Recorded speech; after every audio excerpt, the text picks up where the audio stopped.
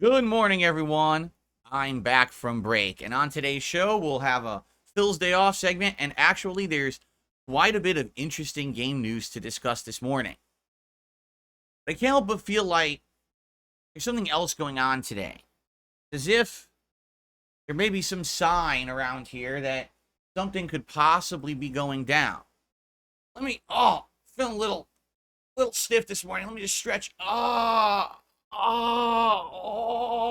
Yeah. It's time for weeks of grueling fun, starting today with the Shadow of the Erdtree DLC. I hope you're all ready. All this and more on today's episode of a One Podcast.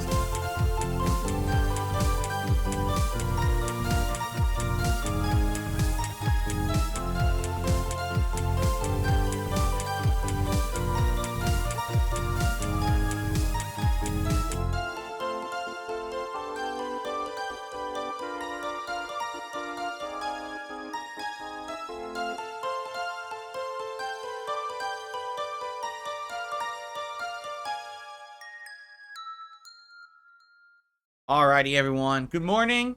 Welcome to the show. Indeed, it is Friday, the 21st of June, 2024. I welcome you all here to DSPGaming and to the podcast. How are you? I hope you're doing well. And it is official. Today, the 21st of June, in the year of our Lord, 2024, is officially the first gaming day of 2024. Because there's been nothing really going on in video games this year, I hate to say. All the stuff that's been notable has been like indie games that kind of shocked us because they were so good. But for the most part, everything this year has been incredibly underwhelming, right? All the big releases that were supposed to come out and make our jaws drop didn't really do that. Everything was kind of like, meh.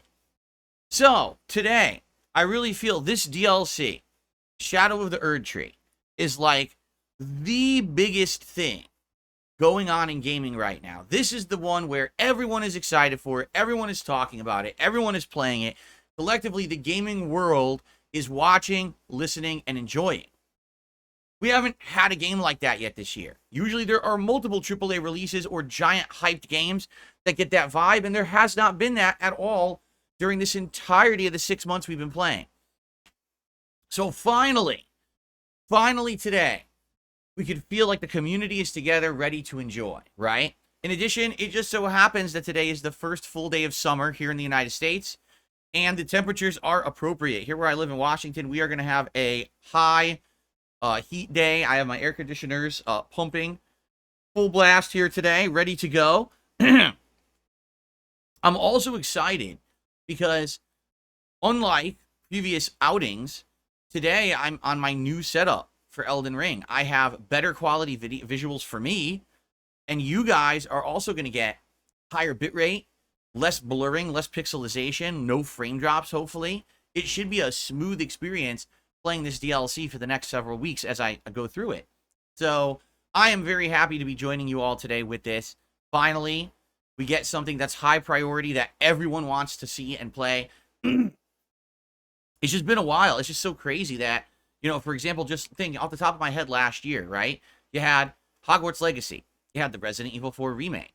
Those two were very hype, and that was within the first 3 months of the year. This year we're in June, and what has happened? Really nothing. We had an overload of RPGs, so they all cannibalized each other. No one really cared that much. You had a bunch of indie games that were great, like Pal World and Helldivers 2, but they're just that. They're indie games that you play for a while and you kind of put down and forget about. So there has been nothing of this caliber. I'm very excited to be able to play Elden Ring for you guys today and to check out this new DLC. By the way, I heard it's a cakewalk. It's very easy. Everyone's saying you just steamroll right through it. That if you play through the game, you know what you're doing. You beat Melania. This is nothing. Like, it's just, you know, it's like stomping on bugs or like, you know, rolling through a field of daisies or, you know, being covered in like bubble wrap and just bouncing off stuff. Like, wow. All right. Well, good thing the game's, it's a long DLC, right? And it'll still take us a couple of weeks to get through at least because it's so easy. I don't know why they made it so you know, simplified, but hey, whatever. I'm ready for, you know, whatever they want, right? Okay. So, I'm excited for that, but before we get to Elden Ring today, we have many things to do, all right? I want to give you my summarized opinion slash review of Still Wakes the Deep, the horror game that I beat over Tuesday and Wednesday. I want to talk a little bit about my day off. I want to talk about gaming news, of which there's actually a lot today. Like, a lot is happening right now in the realm of both games, and a YouTube update that will directly affect this channel in a big way. Yes, I have some interesting news for everyone regarding the fake memberships. YouTube is finally acknowledging them and taking action. So, we got a lot to discuss today on the show. I believe we should begin. Okay, so I'm excited for today, but let's quickly just talk about what happened back on Wednesday on the streams, okay? First stream was the conclusion of Still Wakes the Deep.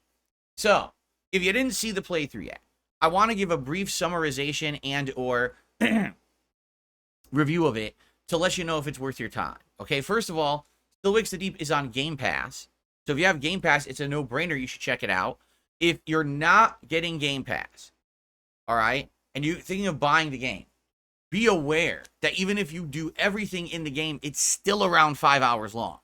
There is no notable side content. There's really not much to do off the beaten path. It's a very linear game. I'm not saying that it's not challenging or scary. It's just linear. There's nothing to, there's no hidden logs to find. You're not going to be sitting there looking for supplementary story and stuff like that. Basically, it's just a situation where it's a main game and that's it. All right, but it's a good streamlined 5-hour adventure. Scary one too. So whether you want to pay for it is up to you. I mean, I'll be honest, for a 5-hour game, I probably would recommend just getting Game Pass for the month, playing it, and then canceling Game Pass rather than buying the game outright, because once you play through it once, you're probably never going to play through it again. All right? I'll just say right off the bat, the graphics of Still Wake the Deep are great. They almost look photorealistic, and it's just amazing. I guess it's because they're utilizing Unreal Engine 5, and I would argue it's on par with any AAA studio's graphics recently. You know, like playing Resident Evil 8 on their RE engine, and then this, they kind of look similar. It's like, wow, they look almost the same. Now, if you're interested, all right, in more, please listen. If you don't want any story spoilers or anything like this, I strongly recommend you skip to the next part of the podcast. Typically within 24 hours, we have timestamps in the description of the podcast, so you could just skip right ahead to the next segment, okay? But I need to talk about what the game's about in order to properly give you my opinion on it, all right? So Still Wakes the Deep is about a group of Scottish oil rig workers. They're digging in the middle of the ocean. They're isolated from, you know, the mainland. The only way on and off this boat are like lifeboats or a helicopter. And basically you play the role of a guy called Kaz, who apparently is always in trouble in his life. Like, apparently back on the mainland, he got into big trouble, you know, with bar fights and stuff like that, and the police may even be looking for him, which may be the reason why he took this offshore rig job to begin with. Here on the rig, people kind of suspect that he's always up to no good. So it starts off with basically you just kind of walking around the rig, talking to all the different people, getting, you know, a feel for who they all are. Eventually you talk to your boss, who essentially says, hey, the cop showed up today asking for you. I don't know why, but I can't take any kind of trouble on this rig. You're fired. I want you off the rig right now. So, of course, you're upset. You just lost your job. You go up to the helicopter pad, which apparently was waiting for you, and you immediately get tossed off the rig as the rig buckles. You hit the water, which is remarkable because you're like, if you flew off an oil rig and hit the water, wouldn't you die? Well, not in this game. In this game, you survive, and then weird things start to happen. You wake up in a sick bay, but then all of a sudden, the whole entire rig starts vibrating. As you start investigating what's going on, you find out that the drill supposedly has hit something unexpected. Now, I don't want to fully spoil what goes on in the game, but essentially, it's really weird. I don't know if it's supernatural. I don't know if this is actually, like, scientific. You know, is it aliens? Is it monsters and demons from hell? I couldn't answer that. All right? What I can tell you is this game is very heavy on the body horror. If you've ever seen the movies of the 1980s where practical effects, bodies were mutating, ripping apart, guts were flying everywhere, that's pretty much what this game is, which is weird because I was actually under the impression it was going to be more supernatural. And it's really more like just really gory. Okay, so if you're okay with a lot of excessive gore, you'll probably like the game, especially if you're a fan of a movie like The Thing from the 1980s. It's very similar to something like that. But if you are squeamish, I don't recommend you play this game. You're going to probably be barfing constantly because there's some really gross stuff in the game in regards to that. So, 5 hours. What you're doing is you're going throughout this oil rig, essentially trying to figure out what's going on and saving the rig from basically being destroyed by whatever they hit. So you got to go flood the pontoons, and you got to reboot the generator, and you've got to do this and that. And all the while, the crew members are being mutated around you, seeking you out, trying to kill you. Although it's weird because it's not actually certain if they're intentionally doing it. All right. While you're also on this rig, you start to have these weird flashes to conversations you had with your wife and family back on the mainland. You can get backstory of why you're there, which is really wild because it's like, why are you having these things? Is it memories? Are you actually having hallucinations? Because later on, you start getting phone calls from your wife. Now, obviously, she's not really calling the oil rig. So what's causing that? Is there something in whatever they hit with the drill that somehow has a psychic connection to the people on the rig? It's very odd. Within 5 hours, there's a lot of gore. There's a lot of chase scenes. There's a lot of sneaking. This is not a game where you can fight. This is one of those survival horror games, first person the entire way, and you have to sneak around to survive. There's no, oh, I have a gun or a weapon, I defend myself. Nothing like that. Okay? So basically, after a very elongated period of trying to save the rig, at the end of the game, there's a pretty dark turn. That's all I'm going to say. And at the very end, all right, you basically decide to do something dire. And then the game kind of ends, although there's one additional scene. And the thing that gets me about it is I like the graphics of the game. I think they're photorealistic. The creepiness, the sneaking, the suspense building is great. When you're in a air duct or hiding behind something and one of these creepy mutated creatures is coming by you, oh my God, you'll feel tingles on your spine. Your hairs will raise. It's really cool. It's well done. I would compare this. One of the comparisons we actually made during the playthrough was Alien Isolation, when the xenomorph was hunting you down, or one of the crazy androids. It kind of has that similar vibe of you have to run and hide and get away. And it's really fun, you know, throwing an item, distracting the enemy, get over there. And by the way, darkness, oh my God, there's a lot of darkness in this game. You always have a lantern, but half the time, you know, you think you need it off. Come to find out, they don't tell you until the end of the game the enemies are blind. I'm serious. Like, they tell you at the end of the game, oh, they were blind all along. You could have left your you know, headlamp on the whole time. And I was like, you son of a bitch. Because there's a lot of times I was going through dark rooms and corridors with the light off, thinking they wouldn't find me, and I didn't realize they were all blind. Anyway, there's a lot of good stuff. Real big atmosphere, good music. But for me, the one big glaring, annoying, really pissed me off negative. Still Wakes the Deep takes the cop out of what a lot of modern horror and video games have been doing in movies and TV and everything. There's no ending. The ending is open-ended. It's not clear what happens. All right? I don't want to spoil the big critical thing that happens at the end, but you're left wondering, did this happen or did this happen? I wonder what the repercussions of this is. What is this final scene? Is this really happening? Is this in the character's head? What does this mean? And you just sit there scratching your head, and then it ends. And you're like, the credits roll. You're like, what? Why? I spent 5 hours on this game. Can't I at least get a little bit of an explanation of what's going on? Right? Like, no, you don't deserve it, apparently. And that drives me nuts. You know, again, when you invest money and time into something, you want answers. And you don't really get said answers in this game. Just like I said, a lot of horror movies today do this. They'll try to dump a lot of plot exposition at the end, but then there's a ton of unanswered questions, and they don't care. They just never revisit it unless there's a sequel, right? And you're like, oh, come on. So, exactly. Fed Rogers says, oh, you have to watch someone's 3-hour video essay on YouTube to explain the ending. Maybe. But even then, no one's going to definitively know what happened because the game doesn't tell you. So if you're okay with that, I actually highly recommend Still Wakes the Deep. It's a great, suspenseful, scary, gory horror game. But if you're someone who absolutely desires an ending to something, you're going to be very disappointed. It's just going to annoy the shit out of you. Okay? So, that's my thoughts on it. Check it out. Playthrough is complete here on the channel. We had some issue with the thumbnails. For some reason, so my editors uploaded the thumbnails, and I guess they kind of went out of order for some reason. I'm not sure what happened. So then they fixed them, but now, like, one of them won't save. Like, I kept checking this morning, and part 6, I still don't think has a thumbnail for some odd reason, but I know for a fact there's a part 6 thumbnail because it was on part 5 yesterday.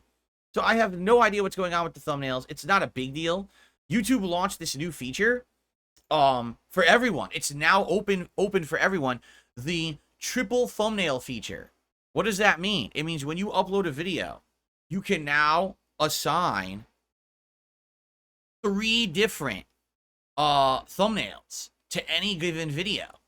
And YouTube will alternate between those thumbnails automatically. Like, you may watch a video now and have one thumbnail. If you go back later today, you'll see a different thumbnail. And what YouTube does is it takes in data.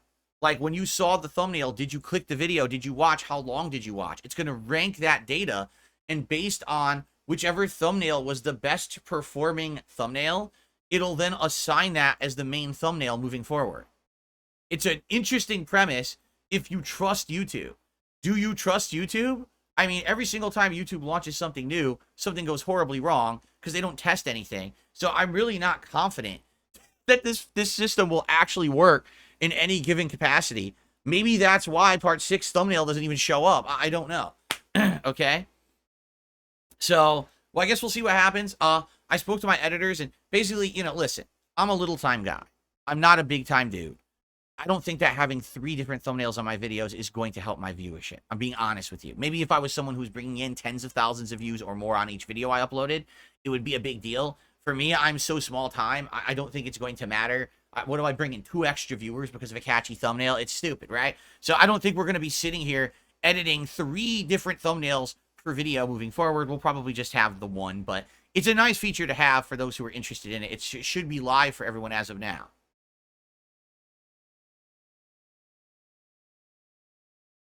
Okay, so that's what we did on the first stream on Wednesday. Had a little extra time, so I did a 30-minute Q&A session with the viewers. You can check that out here on the channel as well. And then Wednesday night, Zangief in Street Fighter 6. The first hour, I wanted to warm up again. I go to casual play, and literally what has happened in this game is my stupid-ass, dumb fuck, life-wasting, loser, mouth-drooling, brainless, dickless, ballless, soulless, mindless idiots of trolls have decided to stalk me every time that I play this game in casual play. So whenever I boot it up now, it's the same fucking people now changing their names around to pretend like it's not them. But when they're using names like Porterhouse and T-Bone to jump on a steak meme from last week, yes, they actually think there is a steak meme worth actually repeating. They're that stupid. I mean, I don't know what else to say. You have to be a fucking moron to think that's funny. So they're doing this now, and basically what they're doing is they're flooding the casual play with camis, or basically being really annoying. Like one guy, I was about to beat him, and he actually pulled the plug. And I'm like, it's casual play. Why would you ever pull the plug? At the very least, finish the match and then don't rematch. But why would you pull the plug? So basically the whole first hour was kind of a waste of my time. It really was. Like, I don't feel like I learned anything because it was just assholes abusing the fucking netcoding system and pulling and being stupid, okay? So after the first hour, I said, guys, for the second half of the stream, I'm just going to go to rank. That way, at least it ensures we're going to face a variety of opponents and a variety of characters. It won't be the same 2 fucking characters all night. So we did that. And let me tell you, it just went way better in ranked, okay? Even though, you're fighting different opponents, it was a good variety of fights. It wasn't just the same characters over and over, thankfully. Had some really close matches against some pretty decent players. And overall, I had a great time, and I was learning stuff, which is the whole point of playing. If you're playing and you're learning, it doesn't matter if you win or lose. But I'm getting better with Zangief for sure. It's all about muscle memory, knowing what to do in each situation. I'm starting to learn situational stuff now, which is great. That's what I need to start doing, is learning situational things against each character. And so, the more I play, the better I'll get. And by the end of the night, I had 1 more ranked matches than I had lost. I think it was like 15-12 or something like that. So it was a positive win-loss ratio in ranked, and I gained ranking points. So that's good that I ended up with more points than I had lost that night. It's always great. I'm moving in the right direction, much like the same thing I did with E Honda. It's kind of the same situation here with Zangief. So I actually had a great time, and I'm feeling like when we play again, I should use Zangief again. The only problem is, because of Elden Ring now being out, there's no Friday night fights tonight. I'm playing Street Fighter 6 way less this week. So I'm only doing one session of Street Fighter 6 this week before the M. Bison release. So it's going to be Monday night, and it's going to be Zangief, and then that's it. Then M. Bison's out Wednesday, and I'm playing him all day. And after that, we're probably going to be focusing on Bison for a bit if I like the character. So it is what it is. You know, you know, oh well. I've put in my time. I tried as much as I could to play with each character rebalanced since the patch came out last month. I didn't even get to Blanca. I just didn't have time. I don't play the game enough to really have time to go through 5 mains at this point. So I'm starting to really debate whether or not I want to have 5 mains or if we're going to just drop them and focus on maybe 2 to 3 characters tops. I'm very curious to see how Bison plays and if I'm going to like him or not. We'll have to see. So anyway, so there was a great streaming day on Wednesday. I had a great time. Good final day of the week. I was off yesterday, so now it's time to talk about my day off. This will not be a long segment because, quite frankly, I just didn't do a heck of a lot. I went out and I did my errands, which I usually do, and it was very hot, so I was trying to get them done as soon as possible without being, you know, overheated in the sun.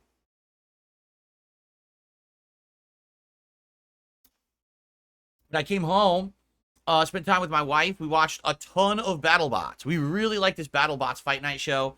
We're now in the 2nd season that's available on Max. I think it's like 2019 season. We just really enjoy the show. The bots are fun to see beat up, and you know the commentators are good and everything. Like, it's a good show. So we just relaxed. We had some fun. We had a couple drinks. Nothing too special. Just kind of spending time together, which is needed. It was nice to unwind and just have a relaxing day. In the meantime, some people got to play the Elden Ring DLC early if they had it on PC, which is weird to me. It released at 3 p.m. on PC. It didn't release until 9 p.m. on PlayStation 5. So even if I had been streaming yesterday, I still wouldn't have played the Elden Ring DLC because it didn't come out till 9 p.m. my time. I don't know why it released so early on PC. I rarely do you see that, right? That PC gets it like way earlier. I don't know. But it is what it is. Of course, people were talking about it all over the internet, and I had to dodge all the spoilers, which I did. I managed to avoid all of the spoilers about the game. I really don't know what to expect going in. Besides, it's apparently very easy. I've heard it's like the easiest thing they've ever put out. Super simple. Every enemy, you know, it's kind of a pushover. So you could just like glide right through like you're on ice skates, like Iceman on his ice platform. You go wee, and you just skim right through the DLC, having a good time. It's like a walking tour rather than anything too challenging and you know, dangerous. So that's good. I'm excited for that. I hope that you guys will join me for it today. But outside of that, that's about it. I purposely just kind of stayed away. I did get a bunch of game news for today, which we're about to talk about, but I definitely avoided any kind of major spoilers at all. So that's a good thing, right? So, outside of that, nothing much else to talk about on my day off yesterday. Let's talk about the schedule for the week, then we'll get into the game news portion of the show. So, schedule for the week. Today, it is Elden Ring, Shadow of the Erdtree, literally all day long. All first stream, all second stream, all Erdtree, all the time. All in. I don't know. It's too many alls. Yeah, all day. And you know, I don't always do that. But essentially, I felt like because this is the biggest release of the year for me, and it really is so far, I wanted to put in the time. Friday Night Fights can wait. We've been doing a lot of Street Fighter recently. It's all good. So all day long. Now, any of you who played yesterday are way ahead of me already. So I'm in no rush here. I'm going to be playing this as the major stream all week long. Next week, there's going to be a balance between this and some Street Fighter stuff. So I want to get in as much as I can before then, before Bison releases on Wednesday of next week. By the way, I guess I didn't update the schedule. People are trying to type the schedule for some reason. Even though I literally just said it's Elden Ring all day, people are trying to use the schedule command and it's outdated. So hold on. I guess I have to fix that. Friday, June 21st, Elden Ring DLC all day long. There you go. I didn't put a time or nothing. There you go.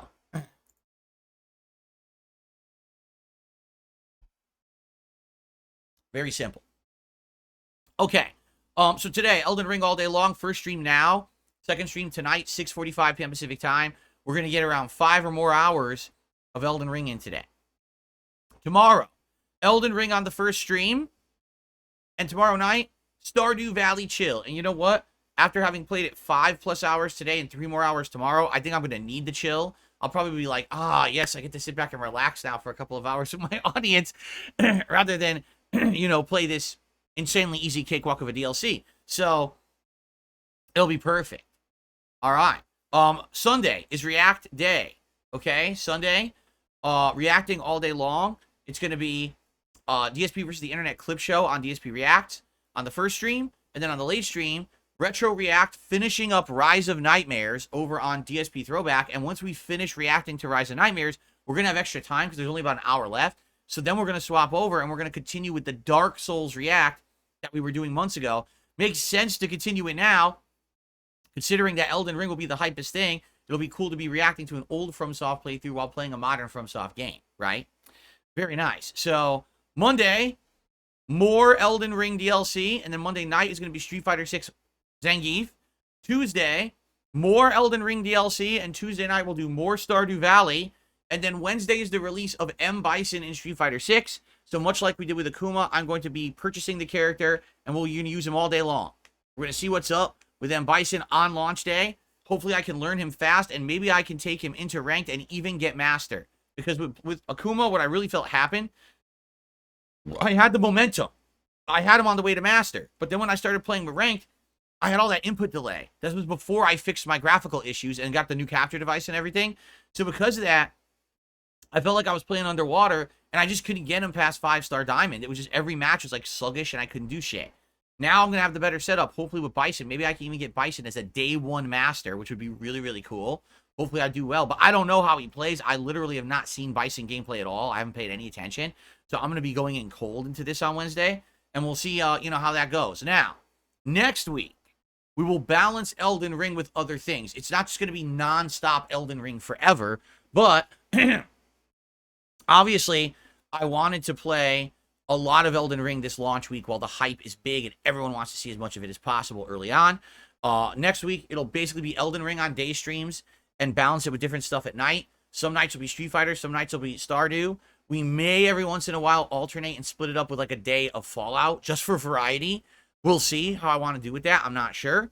But Elden Ring will essentially be the major focus with Street Fighter 6 squeezed in there with Bison every once in a while. Okay? Now, a few odds and ends. Some people have said, well, when is the next time I'm going to do some content with Brian, top tier rated over on Twitch? Well, I'm already busy with Elden Ring right now, and I wanted to wait for Bison to come out. And when I talked to Brian, I'm like, what we'll probably do is wait a little bit after Bison's out, maybe a couple days, and see if we want to set up a lobby where we can maybe both try Bison against each other with other characters, etc. So we'll talk about that when we get to it. That's over a week away at least, so I'm not really too going crazy here to try to schedule that yet, but there will be probably something going up there. Outside of that, we have been talking about the possibility of another special marathon event. It seems like people are eager to have a marathon, like party-style event coming up, which I'd be happy to do. We're talking about different ideas.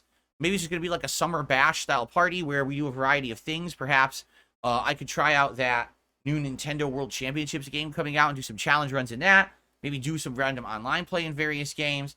Have some booze, have some food, party-style atmosphere, nothing too serious where we have to absolutely get through a certain amount of games or anything in a period of time. We haven't done a tier maker in ages. Maybe we could think of like a summertime tier maker that we could do that's themed, and we could do something like that,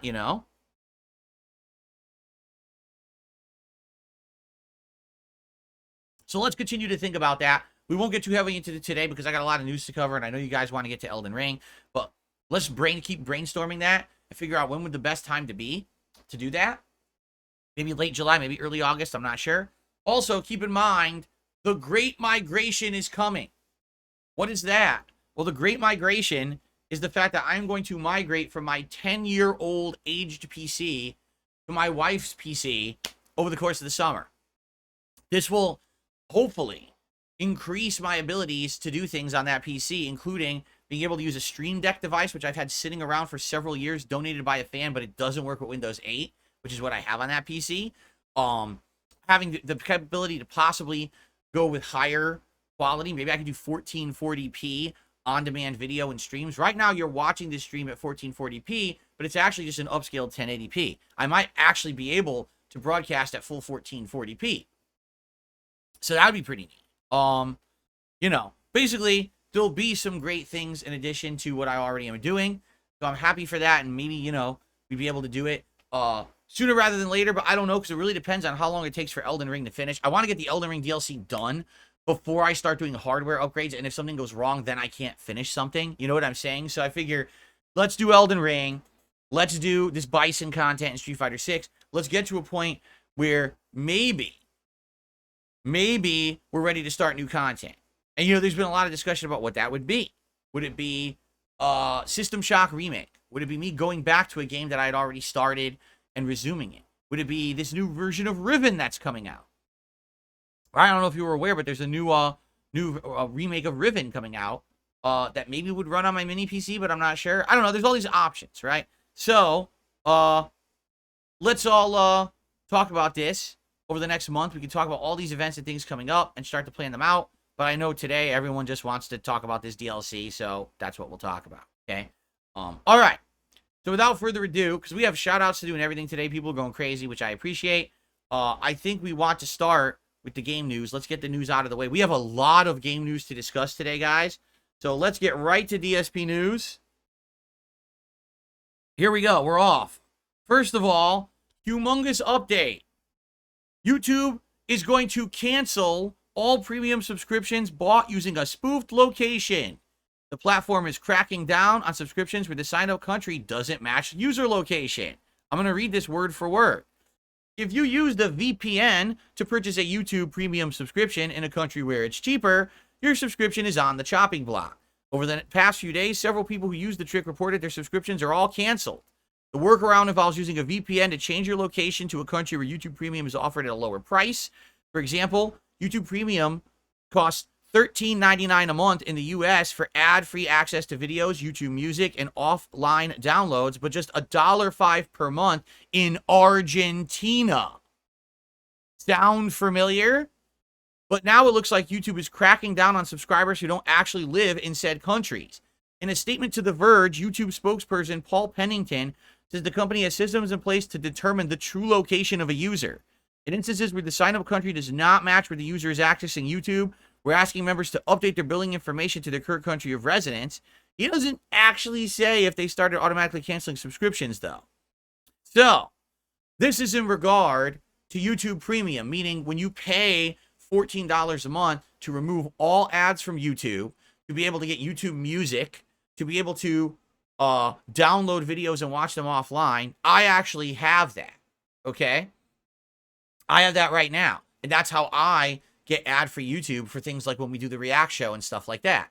By the way, YouTube Premium, I strongly recommend it. It's very, very, very, very useful.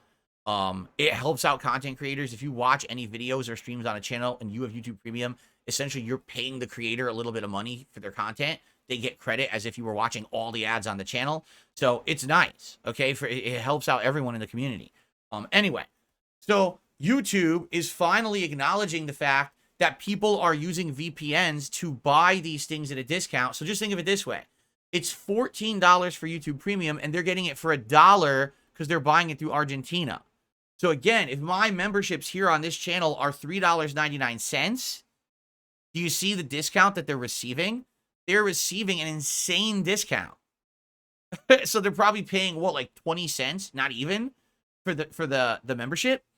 So that's why these people are doing gifted member bombs of 50 memberships, and they're paying like $2 for it. You know, it's insane. So, YouTube has acknowledged the problem when it comes to YouTube Premium. If they're already acknowledging the problem with YouTube Premium, it definitely means that they've caught on, and they're basically going to start doing the same thing for these memberships. So I'm just going to forewarn anyone. If you got a gifted membership from one of these essentially bogus member bombs, you know, you're going to probably end up losing it now. All right? And listen, that's fine, because I hate to say it, what happens is it just kind of, it lessens the value of being a member of the channel if everyone just gets one, right? Like the fact that some people get access to the emotes, the fact that you don't have to watch ads on the channel, you know, that's important stuff. That's why it costs something. Not that everyone just gets it by default because YouTube is stupid and doesn't acknowledge this problem. The thing is, we've been telling YouTube for years about this problem. YouTube's been aware of it. Only now are people starting to do it with the YouTube Premium, that YouTube is actually losing a ton of money, and now they realize, oh shit, and now they're trying to fix it. So, excuse me. So, anyway, yeah, I definitely strongly recommend that you get YouTube Premium. First of all, it helps everyone. Number two, if you, again, it's only a matter of time before these fake gifted memberships goes away. I don't know how long. They're already saying they're doing it with YouTube Premium. You figure out the next rollout will probably be these fake memberships on the channels. I'll keep an eye on it and try to figure out if and when it happens, because some people are already in the chat, no lie, they're saying, oh, does this mean you're going to start tracking member goals again? No, because right now it's not rolled out. We don't even know what, you know how slow YouTube is, right? Like 3-4 years ago, they said they were going to make changes to stuff that now they're just getting around to. So we have no clue if and when they're actually going to get to doing this. I would hope it's sooner. But who knows, right? I don't know. Anyway, this is good news. At least they've acknowledged the problem outright. Even said outright Argentina. Like, they outright know this is the problem, that it's people spoofing Argentina at this point. Okay? Okay. Continuing on. The 1994 live-action Street Fighter movie, starring Jean-Claude Van Damme and Raul Julia, may have upset critics and fans alike when it came out, and pretty much had nothing to do with the video game, but it actually was not as much of a financial dud as we were all meant to believe. When the movie had come out in the 90s, we were all told that it was a giant flop, okay? But now, going back in time and actually looking at the statistics, we actually have found out the movie made around $99 million on a $35 million budget. The problem was, no one knew how to calculate box office stuff at the time for worldwide sales, so no one calculated it properly. Then it had like all these video sales and everything. So actually now, if you recalculate, the movie is actually considered a huge hit. And even to this day, because everyone knows the movie is kind of bad, so bad it's good, they're saying that it generates millions of yen each year. Now, if you don't know how much yen are valued at, basically you divide by what, like 100, and you get like $1 or something like that? Or is it like divide by 1,000, you get $1? So when they say millions of yen, it essentially means it means about thousands of dollars a year. Okay? But still, like, it's funny because all I've ever heard about was, wow, the Street Fighter movie sucked and it was a bomb and everything. But in reality, apparently it was a big moneymaker and people just kind of spun it however they wanted to, which is sad because the movie is genuinely enjoyable. Like, if you see the movie, Jean-Claude Van Damme is actually putting in effort, even though it's hilarious because he bumbles his words constantly and he sounds like he has marbles in his mouth. Raul Julia is really hamming it up as M. Bison. He's just really, really, really... He puts a smile on your face watching his performance. There's some funny moments in the movie that are, like, if you take it completely unseriously and you just watch the movie, you will laugh your ass off and have a good time with it. That's some of the value of the movie itself. I absolutely recommend it to this day as a so bad it's good movie. It's just a shame that these movies get such a bad representation. Oh, it was a terrible stinker. Well, I mean, it had nothing to do with Street Fighter. Really, it didn't. Like, the characters don't even represent who they are in Street Fighter. Ryu and Ken are nothing like they are in Street Fighter. But at least it was kind of like acknowledging that video games were so big at the time, and it was the first attempt to bring something like that into other mediums. You know what I mean?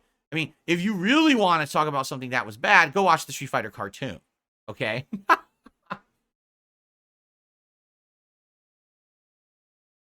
Okay. Continuing on. We have a big update in regards to Black Myth Wukong. If you remember, it was surprisingly and shockingly announced about a week ago during Summer Game Fest that Black Myth Wukong would not be coming to Xbox consoles at launch. Now, initially, of course, all the drama queens in the gaming community have to come out and immediately start pointing fingers at why Xbox wouldn't be getting the game on August 20th. And everyone says, oh, it's got to be the Xbox Series S. It's got to be because the Xbox Series S is underpowered, and they just couldn't get this goddamn thing to run on it. And so it's all Microsoft's fault. Well, guess what? Microsoft came out with a statement Here's the statement. Are you ready? We're excited for the launch of Black Myth Wukong on Xbox Series X and S and are working with Game Science to bring the game to our platforms. But we can't comment on the deals made by our partners with other platform holders. We remain focused on making Xbox the best platform for gamers, and great games are at the center of that. You understand what that means? Without directly saying it, this Xbox spokesperson is saying Sony paid money to get it first. They have a paid exclusivity deal, and that's why they're delaying the release on Xbox. It has nothing to do with the Series S.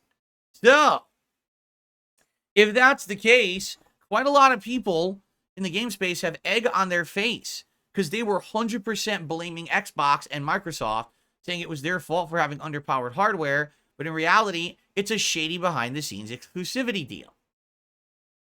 And are you surprised that Sony didn't outright say this? Because a lot of these exclusivity deals are very much being frowned upon in the modern day. Everyone's like, everything should just be cross-platform, right? So why are you still having these paid exclusivity deals? I mean, Microsoft just bought, essentially, Call of Duty, and they said, day one, everyone gets Call of Duty across the board the same. There will no longer be timed exclusives and shit like that. So it's basically right on the heels of Xbox doing that, Sony says, oh, we're going to pay exclusivity for Black Myth Wukong and not tell anyone. So there you go. So yeah, it sucks, but I guess it's still business. It's still valid business. There's not a heck of a lot that you can do about that. All right. Just announced. This was just announced not even 24 hours ago. There is a new Teenage Mutant Ninja Turtles game being released on July 17th, not even a month away. It is called Splintered Fate, and it is a rogue-like adventure on the Nintendo Switch. I saw some footage of it.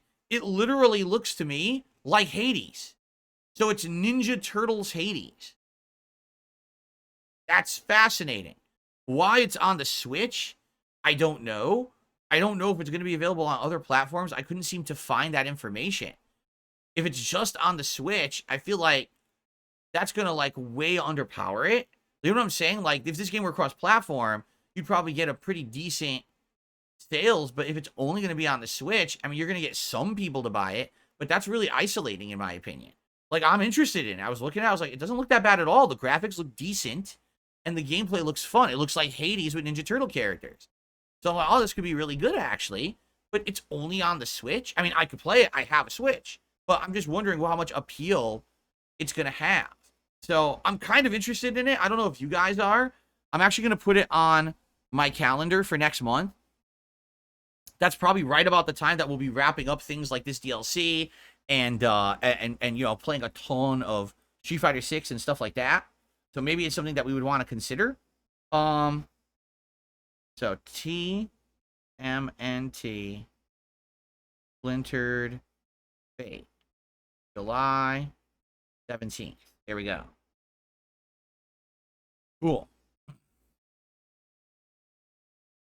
All right. And last story of the day, which I find absolutely hilarious. Are you ready for this? If you didn't think that Microsoft are a bunch of fucking jackasses now, wait till you hear this story. Are you ready for this one?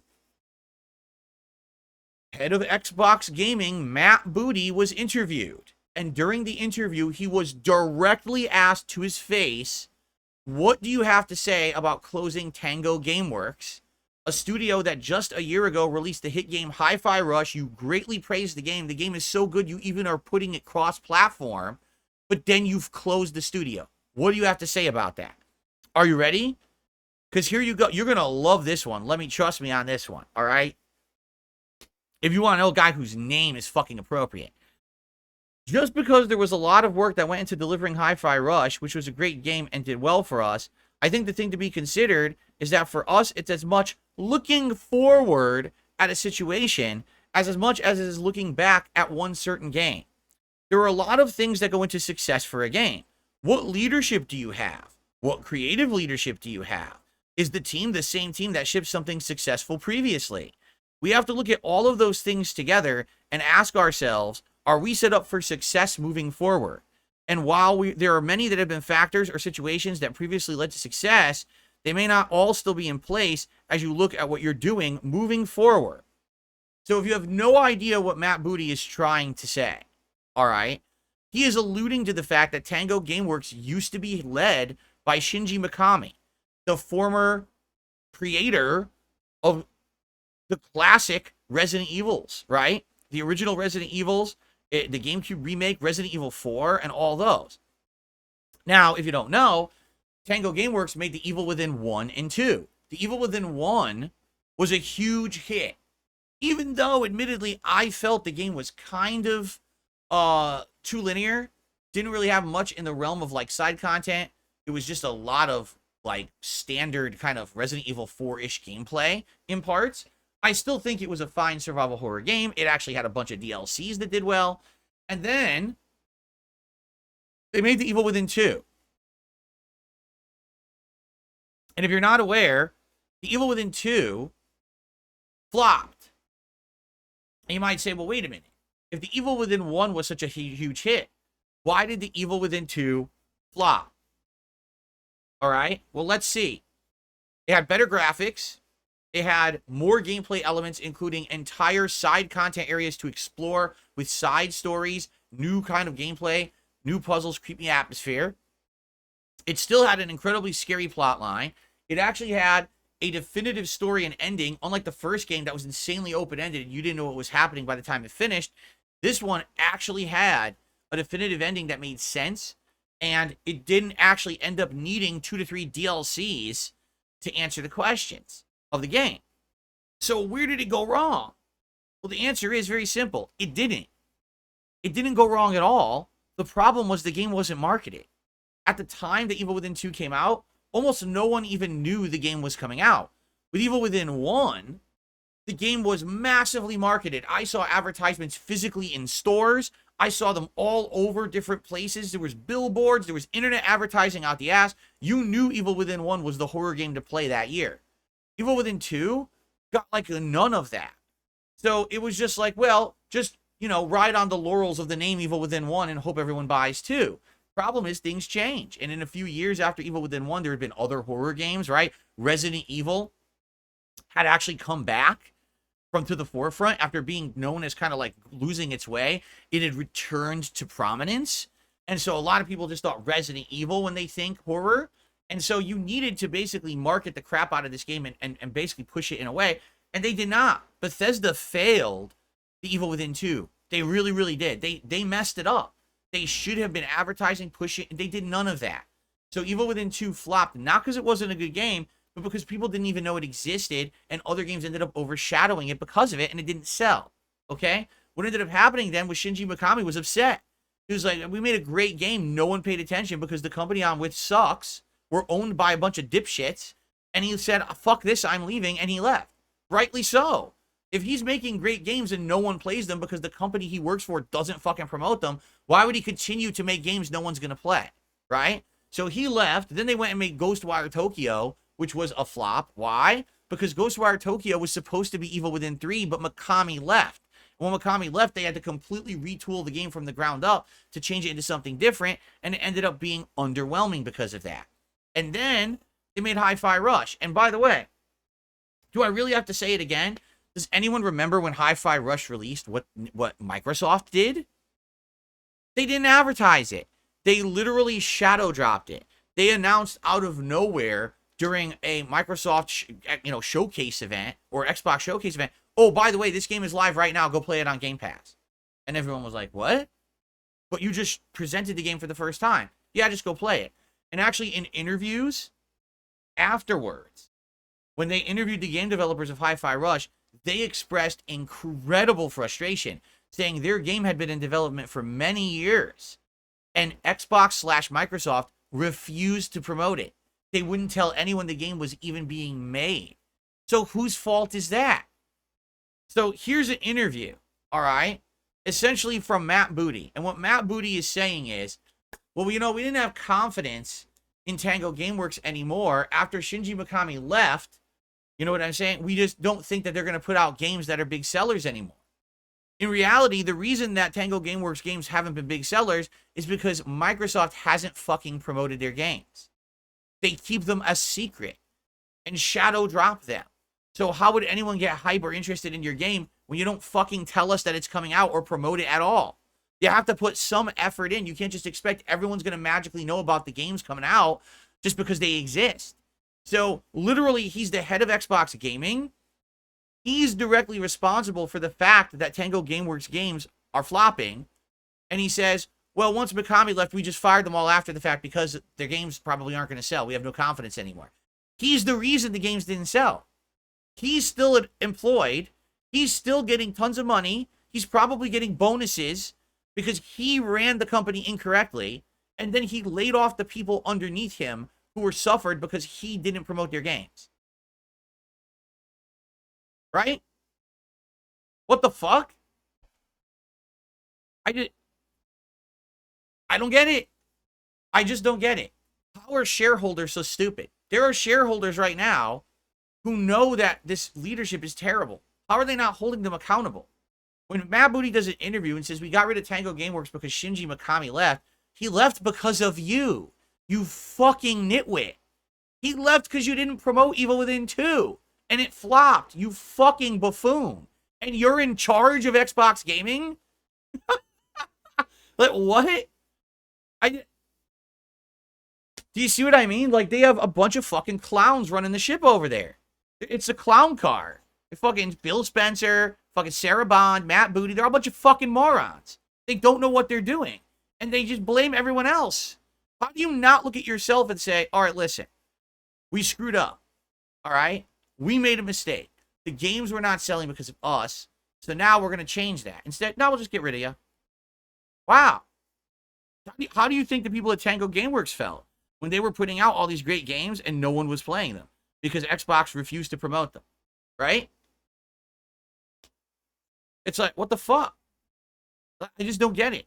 So, I mean, again, it's hard. It's hard for me to have confidence that they're ever going to right the ship when all these bad things happen. And every time that they get asked dead center, what's going on? Can you answer and account for it? They refuse to account for it. And instead, they just use like this executive speak to try to talk in circles around it. But anyone with half a brain can decipher the fact that it's their fault that everything's going wrong. That's nothing to do with the people making the games. It's them. They suck. Yet they're still in charge. How the fuck did they not lose their jobs? I don't get it. I'm really I'm incensed. I'm crazed. How would you still have your job? You make mistake after mistake after mistake. Your company is not making money. It's your fault. And then you blame everyone else around you and you blame everything. It's like you don't acknowledge that you fucking suck and you're going to do better. Why would you ever want those people in charge? But they're still in charge.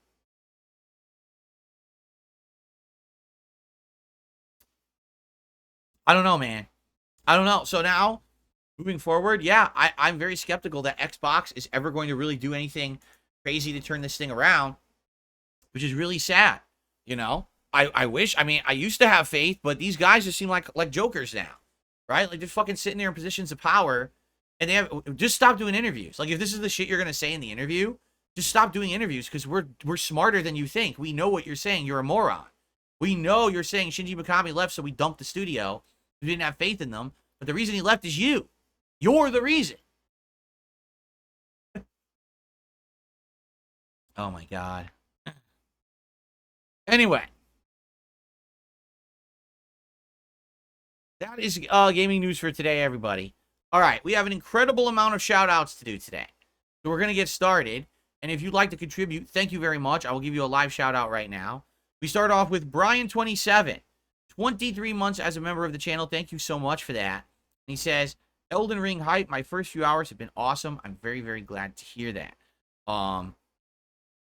Gameboy84 popping his membership notification and says, hi, Phil. How's it hanging? It is going good.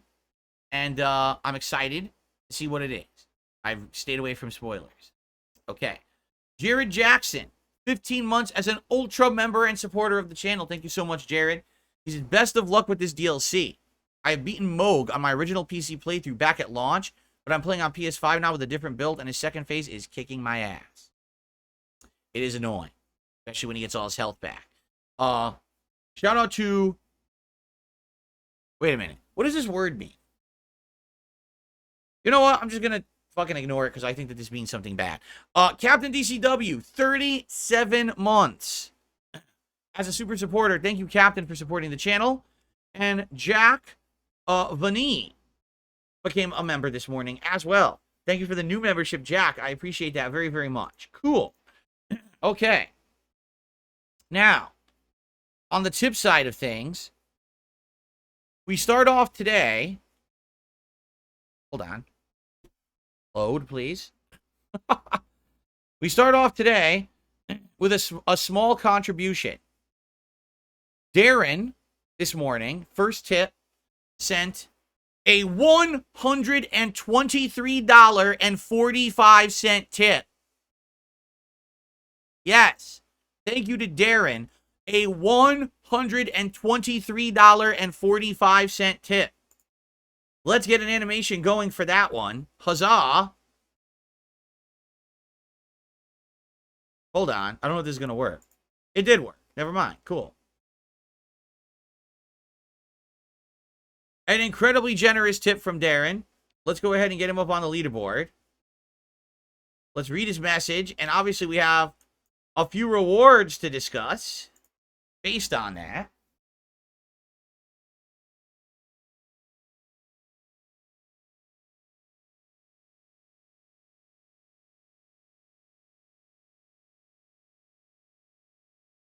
All right. So, Darren says, Elden Ring was my game of the year in 2022. I had played the game right after my father had passed away just a few days before. Elden Ring helped soothe my pain during that sad time. I will always remember the game for that. Thank you for playing it. On a fun note, this tip is in reference to Spaceballs. 1, 2, 3, 4, 5. The kind of combination an idiot would have on his luggage. And so did President Screw. Have a great stream, DSP, and cheers. Thank you so much to Darren for an incredibly generous starter tip. I'm sorry for the loss of your father. All right, well, we obviously start with Gunner Glasses, right? Spaceballs, by the way, is an absolutely amazing movie. It is so effing funny.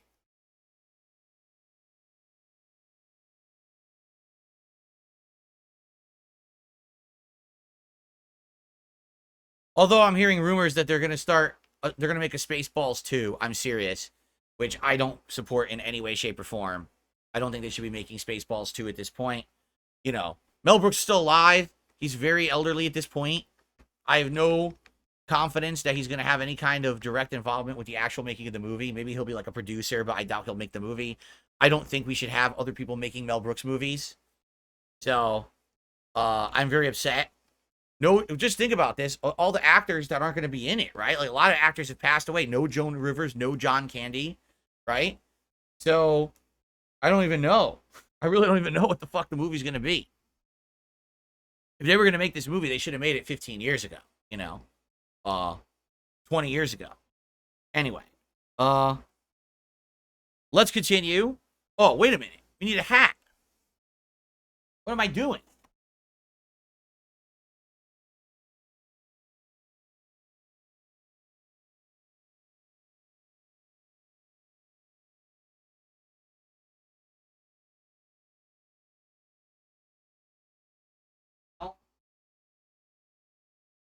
You knew this was coming. You knew that with the return of new Elden Ring content, that we were going to see the return of real-life Dumas. Dumas is back and ready to take on the denizens of evil. Elden Ringers rejoice. Raise your arms in the form of the Elden Ring. The golden circle must never be broken. Elden Ringers, your time is now. Your time is nigh. The end is here for evildoers.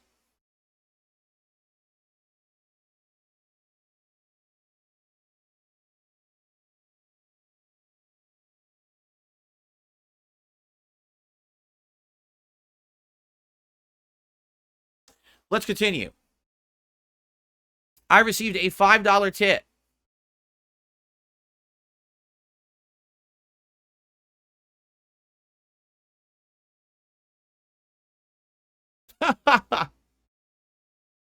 It looks like David Barclay accidentally got banned. So I'm going to have to look into unbanning him. He says, let's see here. He says that he's been a viewer for 12 years, and for some reason he keeps getting banned because of his name. You know you could change your name on YouTube, right? You know you could just change it to be anything you want, and you don't have to go by that name. And you could just maybe like just David B or whatever, right? But then again, David B, that's my dad's name, David Burnell. Some people would say that you're impersonating my dad. I don't know if there's actually like a way to avoid. It seems like your name is just a problematic name.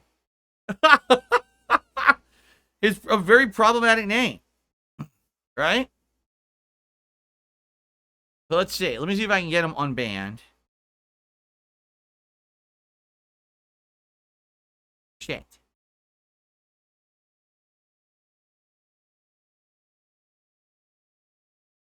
See if this is him. I think this is him. Oh, I'm on the wrong account. Shit. This is it, but I'm on the wrong account. Hold on.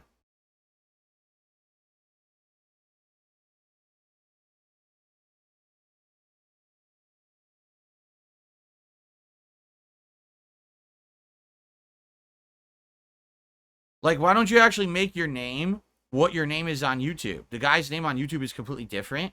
So I recommend you change your actual visual name to that. And then there would be no mix-ups. You see? Anyway, I think I've unbanned you. So check it out right now. You should be unbanned because you actually sent me the link in the email. I was able to do that right away. Okay. I received a $5 tip from the Blimp. Let's go, man. I'm pumped. Love your content. Keep up the great work, mate. I appreciate you. Thank you very much to the Blimp.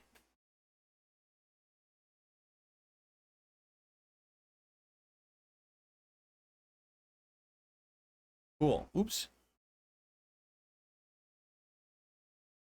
Very good. Thank you, Blimp. Good to have you here today. I received a $5 tip from just an anonymous tipper who says, hype. Thank you to a $5 tipper who was very hyped. Me too.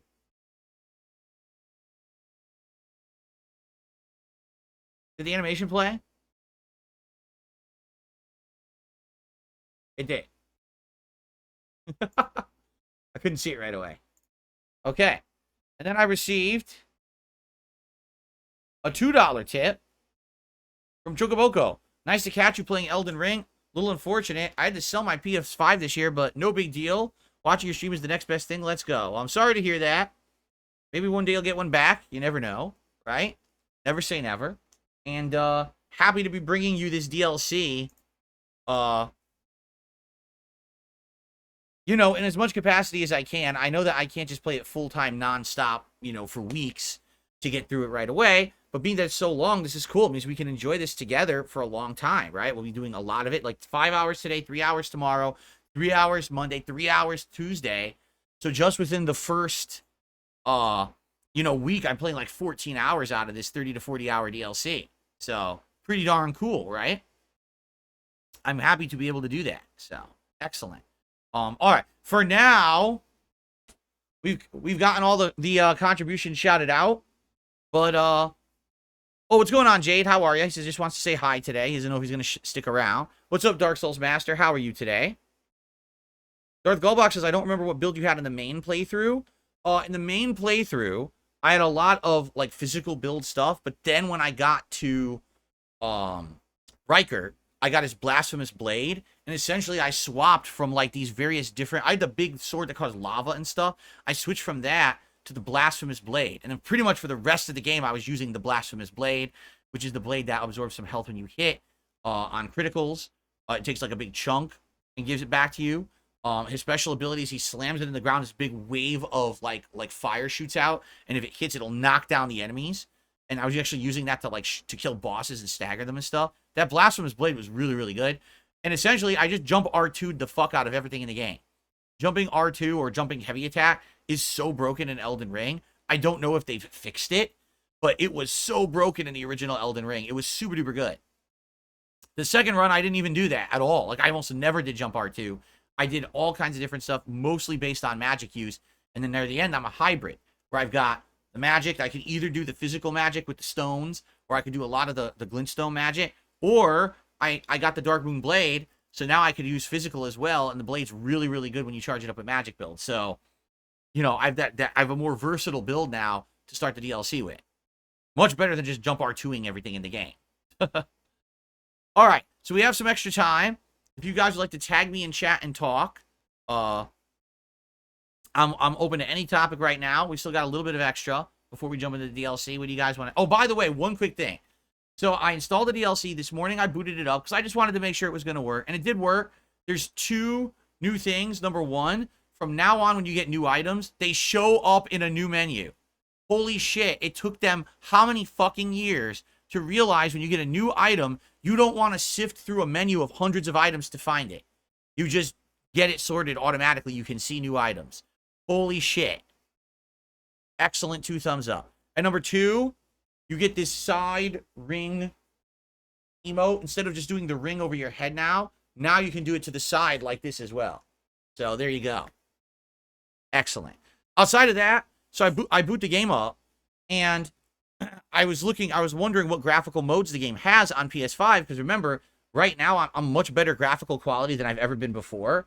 For example, if I go to my graphics settings here, I'm on 1080p, but I have 120 hertz output, all right, and I have VRR enabled. Yeah, VRR is enabled. So basically, I get absolutely all the best frame rate, refresh rate, everything on all games. And I talked to you guys about this. I said, should I play this at a higher resolution? And everyone was like, no. Everyone was like, seriously, no. Don't do that. Go to, just say at 1080p. If you run this at a higher resolution, it's going to be choppy. So I booted the game up, and I said, what are the graphical modes that are in the game? Okay, it has 2 modes. It has performance and it has quality. I turned on quality. By the way, I'm still in the Melania boss room. So I turned on quality, all right? And I start walking around. Immediately, the game's choppy. I was like, I got this on variable refresh rate, 120 hertz. I'm running around just the boss room. There's nothing in the room. It's empty, and it's fucking choppy on quality mode. I put it to performance mode, and it was smooth. I was like, it's been 2 years. They didn't optimize this game at all on PlayStation. I don't even think they bothered, right? I've heard on PC there's all these options you can do. You could turn on, like, special lighting, like ray tracing and shit, and it makes it look even better and stuff like that. But I'll be honest, I was scratching my head about that. I was like, wow, that's pretty bad that quality mode is choppy. Walking around a boss room, I guess I'm not going to be using quality mode. We're just going to go performance. The truth is, though, it should look good. It's going to have better bitrate than you've ever seen before. There shouldn't be any of that blurriness and pixelization and frame drops you used to see when I played this game. It should all be cured now because my new capture device is so much better. So this should be sweet. I'm very excited. Plus, I should have less input delay than ever before. Like, my stuff should come out as quickly as possible now that I input it. So that's good. Okay, I received a $4.20 tip from NPC. Hyped for the DLC. Do you think FromSoft should have marketed it as an expansion instead? It seems ambitious for a DLC. I don't know. Because the thing is, they require you to be the Moog Blood Prince boss to access the DLC. But maybe they did it on purpose. Maybe they felt if you weren't able to get to that point, the DLC was going to be too hard for you. And so they didn't want people spending the money on the DLC and then basically getting trounced into dirt and being like, well, it's unplayable for me because it's too hard. So maybe by having that requirement to play it was smart because you have to be of this skill level to access it. Maybe that was the good way to do it.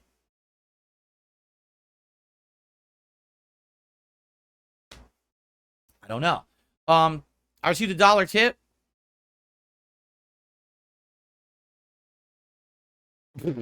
A troll, so I'm just going to ignore the troll. Never mind. He can shove his dollar up his butthole. The Blimp says, even though this is a DLC, can the Elden Ring DLC compete for Game of the Year? I feel like it has enough length to have a spot. There's a lack of games this year. I would say, yeah. Seriously. There has been such a lack of convincing good games this year. Most games have been incredibly underwhelming that were supposed to be big AAA releases. This is the most hyped release so far this year. By far. Can you name another game that has as much hype as Shadow of the Erdtree? I can't think of a single one. So yes, as long as this is good, this absolutely can be eligible for Game of the Year to me. Yes. Considering that it is a standalone experience, right? It really is. You're going to access the DLC. It's going to play completely differently. So, yeah, I'm totally down for it being a candidate. We'll find out.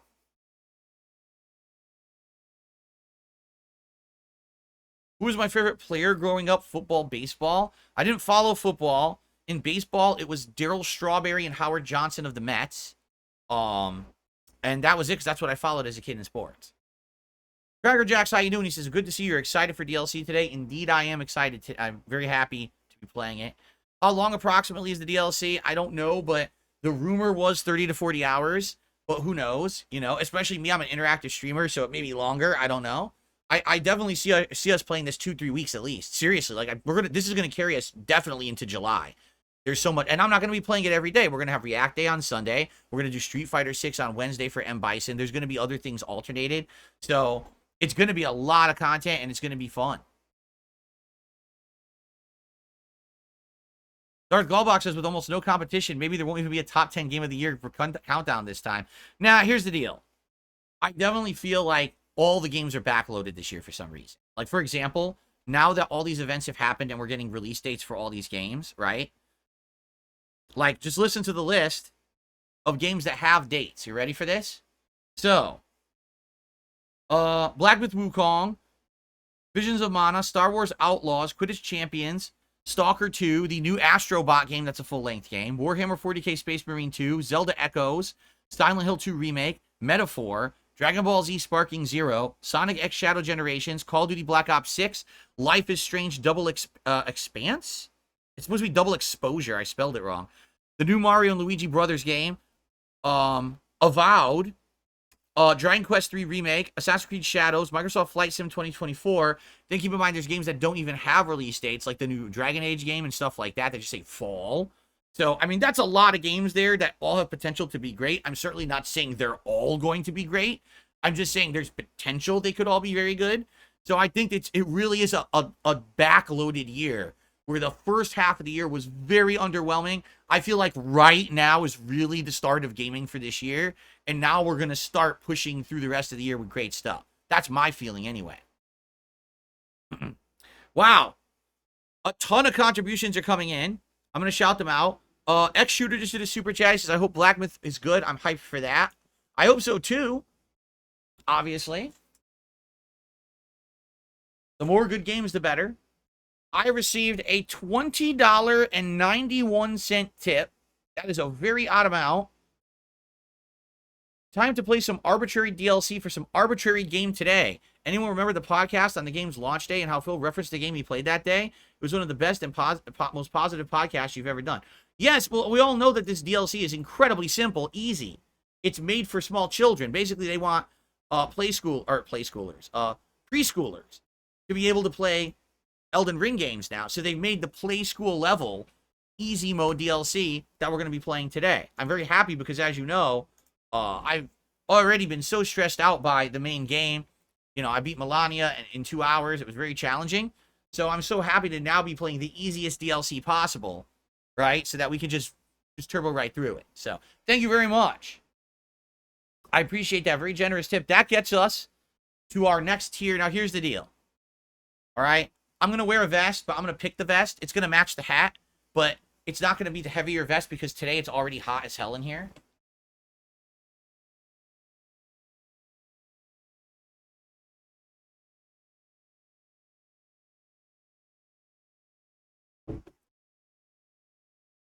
I'm okay with wearing a vest as long as it's not going to overheat me. This is the gray vest. All right, so we're going to wear this today.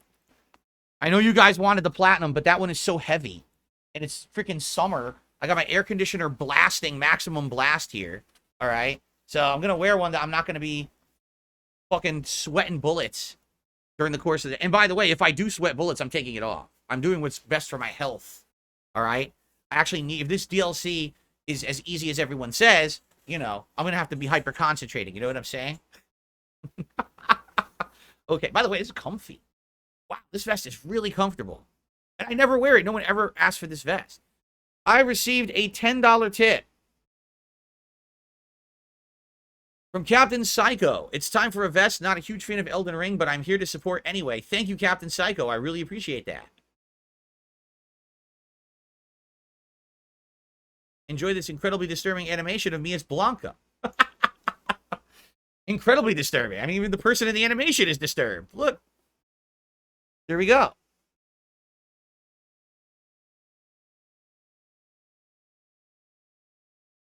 I received a $6 tip for an anonymous tipper.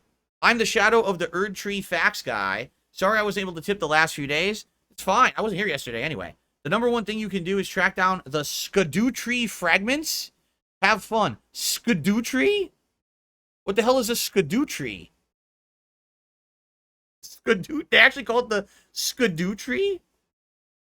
Oh, Skadooey tree. Like the Scatman tree, the Skadoo tree. Skadooey tree for you and me. Give me the pieces, can't you see? The Skadoo tree. What the hell? They got some weird names for stuff. Andy, thank you for a super chat. Longtime watcher, first time contributor. Good luck on the DLC run today. Thank you very much, Andy. As you can see, I am fully geared up for the DLC. I really am. I'm ready. Absolutely ready for the DLC. Look at me in full uniform, right? I am pumped. Skadoo tree. Okay, I received a $2 tip from Lu Wong, who asked, is the Millennia boss the longest time you ever spent trying to beat? I thought you said once you spent 7 hours on her. The first run, 2 years ago, I'm trying to recall. If I remember correctly, the first time I tried to beat her, it took an hour and a half, and I ran out of time on the stream. Then I literally did an entire stream of 3 hours, and I still couldn't beat her. So that would have been, what, 4.5 hours? And then I believe it was almost an entire another stream on top of that. So if you do all that math, yeah, technically it was probably around 7 hours of me trying to beat her the first time around, if I remember correctly. Okay? This last time, it only took me 2 hours. And there was a magic build, and it was just trial and error. This time I learned her patterns. I was dodging her, what is it called? The fucking sparrow swallow dance or something. Whatever the fuck it's, waterfowl dance. Yeah, I actually dodged the entire waterfowl dance a ton, which is very hard to do. I actually got memorization how to do it, and timing to do it.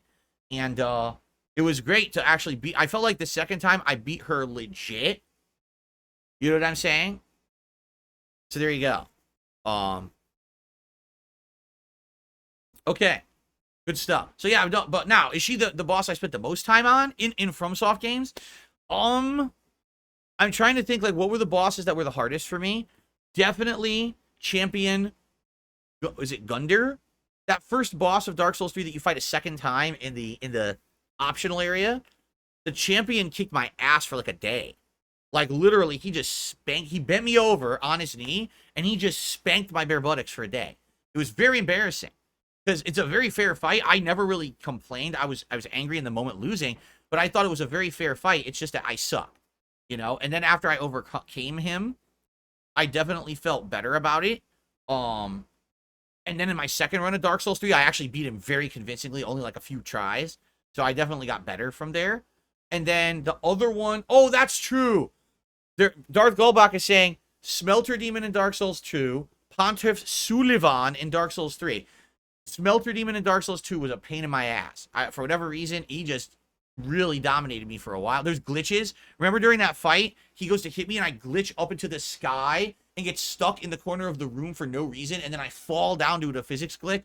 It was the dumbest thing. Pontiff Sullivan, here's the deal. Pontiff Sullivan actually is not that hard of a boss, but at launch, I played Dark Souls 3 on Xbox One, and it ran like fucking shit. Like, it was like ultimate choppy, slow-mo, awful gameplay. It was just so unplayable. And every time that the frame rate slowed down, the controls slowed down. So not only is it choppy when you're trying to play and running in slow motion, you press a button, it's like ultimate delay before your character even does anything. Like, oh my god. So the Pontiff fight, whenever he went to his clones, the entire game was like slow-mo underwater molasses. So that's what took me so long to beat him, because it was so unplayable. Years later, again, in my second run, I played it on a better version. What version did I play? I can't remember, but I know it ran better at that point, and I whooped his ass. Like, I beat him, again, just a couple tries. That was just purely graphical bullshit. That's what took me so long. Ludwig in Bloodborne. Old Hunters DLC. If you remember, I made the humongous mistake of doing the DLC New Game Plus, and I hadn't played Bloodborne at all since launch. And here I am coming back months later in the midst of the busy gaming season, and I tried to do fucking New Game Plus, and it completely destroyed me. Like, absolutely 100% demolished me. And Ludwig, I just couldn't beat him. I spent hours and hours trying to beat him. I just gave up. I said, I don't care. I gave up. I never went back. And then it was years later I went back and I did beat the whole DLC legit.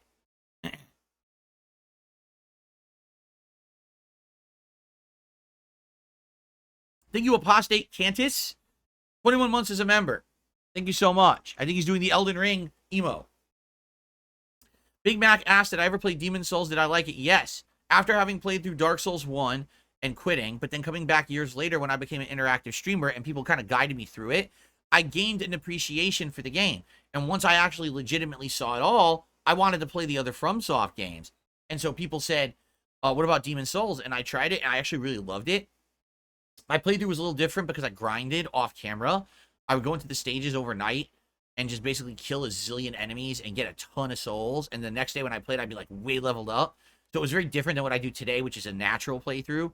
Back then, I actually used to do grinding off camera and shit like that. So very, very different, but I loved it. And then years later, of course, it was the launch title for PS5, and I played it as well. Nameless King? Yeah, I remember originally Nameless King gave me a really hard time too, right?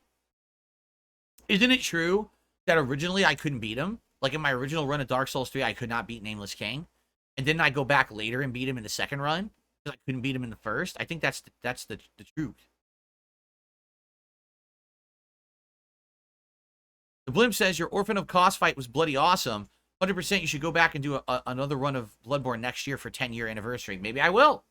Indeed, maybe I will. Because again, my previous runs don't look as good. Now my setup is so much better. Any new run I do of Bloodborne now would look amazing, right? Darth Gulbach says, looking back, aside from the no bonfires, I feel Demon's Souls is actually one of the easiest of the Souls games. It actually, I feel like it is. It's just because if you don't have a background in the Souls games, you don't know what to expect, and it whoops your ass, right? There's some tough part. There's definitely some tough, unfair parts, but there's some parts that are like simply easy too, I think. So it's kind of a weird balance in that way. Oh, Ad the Gamer says you did beat Nameless King, but you had to summon. See. Then I didn't beat him. If I had to summon to beat him, then I did not beat him. You know? I become a true believer that if you're summoning in these games, it's fine. If you're just playing for yourself, if you're not a streamer, if you're playing for yourself, and you just want to, you know, enjoy the game rather than having to become a pro at it or whatever, that's fine. You could summon, and there's no problem with that. But if you're actually trying to learn the game and become good at it, and you're going to stream that content, then you should not be summoning. So I don't consider that a legit win against him. No, I'm not using any mimics or anything. I'm not summoning. I don't summon. Straight to VHSs. I'm not summoning at all. I don't summon in these games. I summoned once in my original playthrough, well, twice. I summoned once for Morgot, whoever the first major boss is, whatever his name is, I forgot. I summoned for him just to see what it was. It was the stupid jellyfish. And it was so distracting after that. I was like, this just makes the game too easy. And then I did summon one more time the Mimic Tier because I wanted to see what it was when I got it. But I don't think I did anything major with it, did I? I didn't cheese anything. So, no, I'm not summoning. Absolutely not. How do I feel about Sekiro? Sekiro is perfectly fine for a one-time playthrough. However, I do feel it's too much of a one-note game. Literally, Sekiro is learn how to parry. And if you learn how to parry, you've beaten 90% of the game already. If you can parry well, you dominate the game. There's a few instances where the parrying doesn't really work against certain bosses, but for the most part, it's a one-trick game. And the one sad part about Sekiro is, unlike all the other FromSoft games, it doesn't lend itself to a second run because there's no other weapons. You're only using the katana and parrying and the trick tools or whatever they're called. But even then, you know, you've seen the whole game once. You've seen it all. There's no reason to go back, you know. Spider Dijon, thank you for 16 months as a member. I appreciate that. By the way, guys, with the amount of people that will be here today would be a great day if you wanted to give some memberships to the community. A lot of people would definitely benefit from that today. Obviously, it would help the channel as well, but it would be a great way to kind of, you know, pay it forward to the community and help out everyone here together. I'm sure they would love having access to emotes and things like that if you were interested in that, okay? Cool.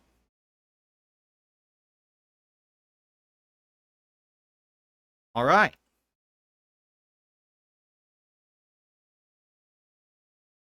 Gabriel, how are you?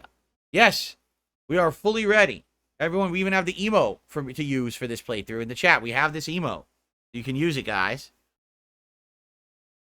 That's exactly right. I mean, this is the night outfit. I'm ready to go. I'm fully armed and ready for this DLC.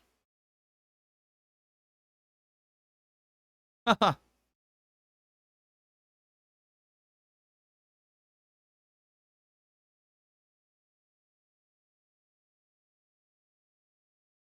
Dumas! Real life Dumas. Praise the beans. Praise the beans. No, praise the Sudoku tree. Is it a Sudoku tree?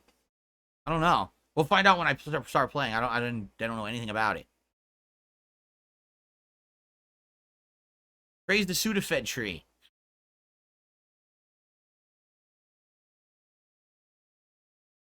Dabhan says, I would love it if the Dark Souls 1 box art was actually you as Dumas. There you go.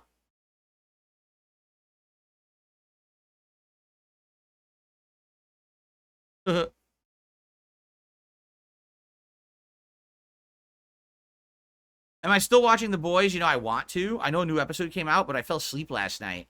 I was actually watching back the videos for DSP Throwback for the next few days because I have to watch and name them. And I named the Fallout video, and I got it set up to publish this morning. And I started watching the LA Noire video, and I fell right to sleep. I went right to sleep. I was very, very exhausted yesterday for some reason. So I didn't get to do nothing else. So I know there's a new episode out. I'd like to watch it, but I didn't get to it yet. Thank you to the Koosh Master, who's become a super supporter of the channel this morning. Thank you, Koosh Master.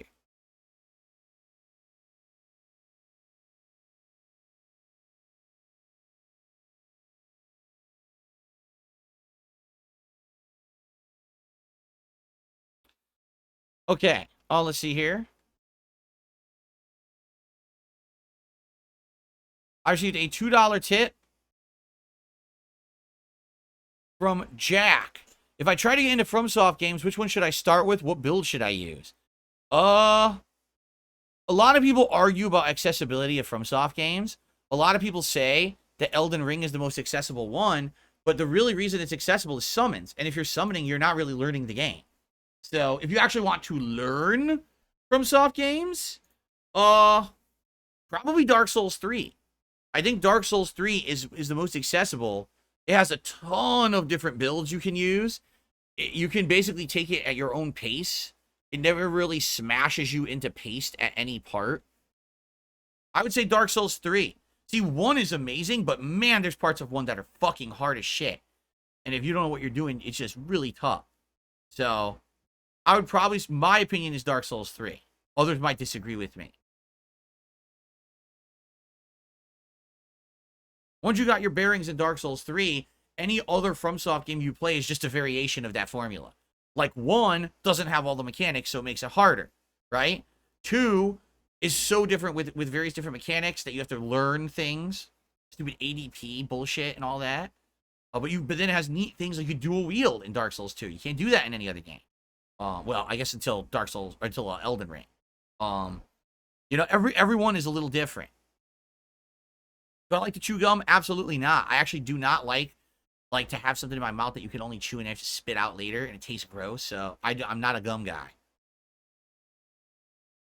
Darth Goldbox says, I think Elden Ring has the advantage because it's open world, not linear. When you're stuck, you can just go explore different areas. I guess that's a point. I guess that's a point. Yes, I would agree there. For sure that makes sense. Favorite FromSoft boss of all time? That I can't answer. I'd have to really sit here and think about all the different bosses. I mean, there's so many games. And, you know, like, for example, I haven't played Dark Souls 2 in a zillion years, so I don't really remember them, right? I'd really have to think hard about that.